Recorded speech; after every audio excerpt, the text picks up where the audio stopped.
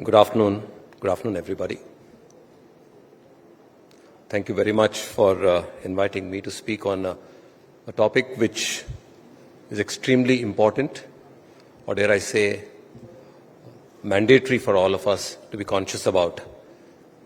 Sustainability in agriculture is no longer a good to have kind of situation, but a must do kind of situation. Because sustainability in agriculture is the confluence of energy, water, as well as irrigation. I represent Shakti pumps, and I can, with great pride, say that we are well equipped to talk on this subject, having spent 45 years just thinking about farmers, placing almost 5 lakh pumps with the farmers, so therefore we have fair amount of learnings from them. Also have a global perspective by installing pumps in more than 120 countries.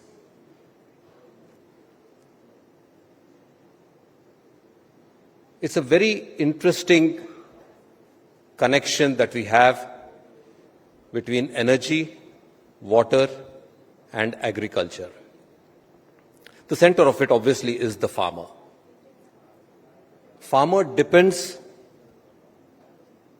on irrigation to protect the crop, increase productivity. And in turn,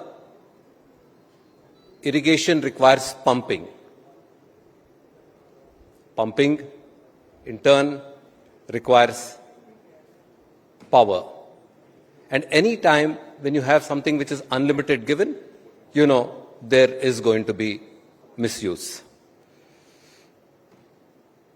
So this leads us to a very interesting situation. And dare I say, that's the elephant in the room. That's the challenge that we all are facing today, and which is a challenge for the environment as well. An inefficient pump consumes a lot of energy. And when energy is not reliable, as the Honorable Minister said, when the energy or the power is given in the night time, what happens is the farmer tends to pump water when there is electricity as against when the crop actually requires the water. So this leads to flood irrigation.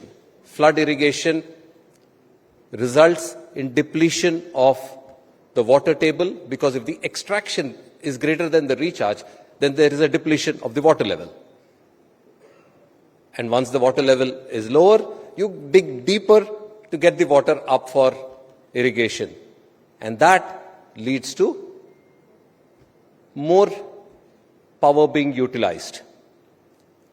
With the subsidies given in the agriculture sector, we have the DISCOMs having issues related, the government having issues related to the subsidy, and the DISCOMs having issues related to load management.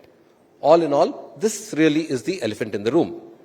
So now how do we reverse it? What is the solution to that? It starts from where the whole problem has emanated, and that's from the inefficient pump. Once you replace it with an efficient pump, the amount of power consumed is lesser, there is better water utilization, and irrigation practices get better. And to top it, if these efficient pumps are solarized, then it is also one with the environment. Now what this does to the farmer, as the Honorable Minister spoke of, is that it gives access to daytime power, dependence on diesel comes down, operating cost also comes down, and then it supports the transition to clean energy. But is that sufficient? No. There is a lot more to be done. Now this solar pump needs to be integrated with efficient irrigation methods like using sprinklers so that, or the drip irrigation, so that there is better utilization of the water. A very important aspect that needs to be added to this is that there is a lot of digitalization that is there. The digital controls ensures that the amount of water that is used is controlled well when the pump needs to be switched on, switched off. And finally, there is this option of the pump being grid connected as well, wherever suitable. Now, what this grid connected pump does is that the farmer utilizes the power that is being generated for all the irrigation purpose that is there, and then the excess power that is there is exported to the grid, and the farmer in turn gets some money.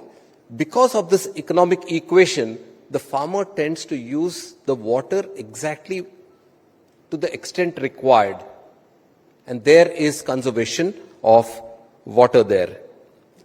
So in other words, we need an integrated approach. No single approach of either just managing water or electricity or energy is going to solve the problem. We need an integrated approach. So therefore, I put together a 5-point formula which I think is going to be very helpful to this sector. First, as we spoke of, it is efficient equipment, getting a well-designed pump, motor, controller, and the solar system. So that's the start point of a good solution.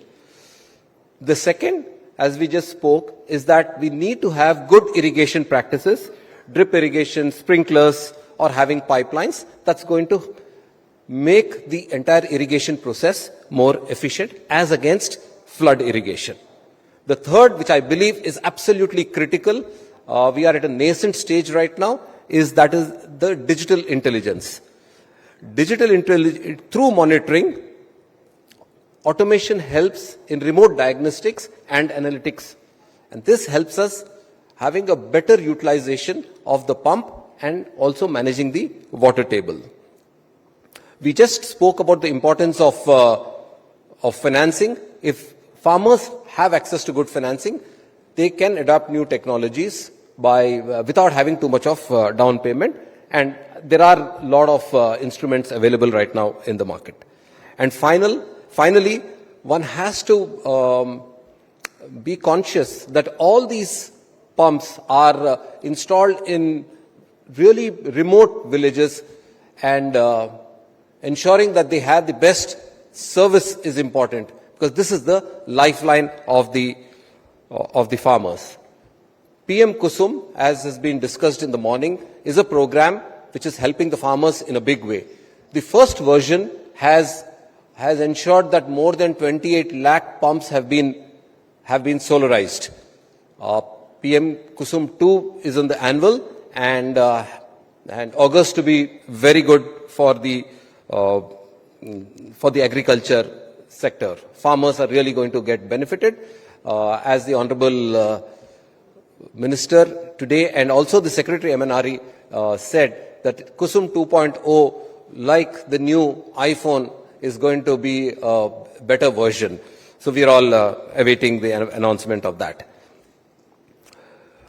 So, to conclude, we have everyone benefiting out of this.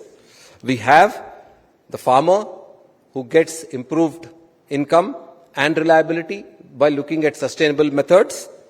The government, obviously the big win is reduction of the subsidy and the infrastructure pressure. For the DISCOMs, the agriculture power consumption comes low, and there is better load management. And most importantly, for the society, we are more environment friendly because of the clean energy usage.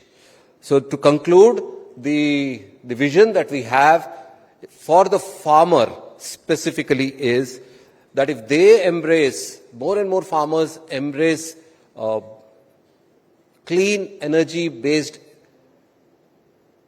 pumping systems along with the irrigation methods that we discussed about, there is going to be greater income for the farmer, and most importantly, improves the quality of life. Thank you very much.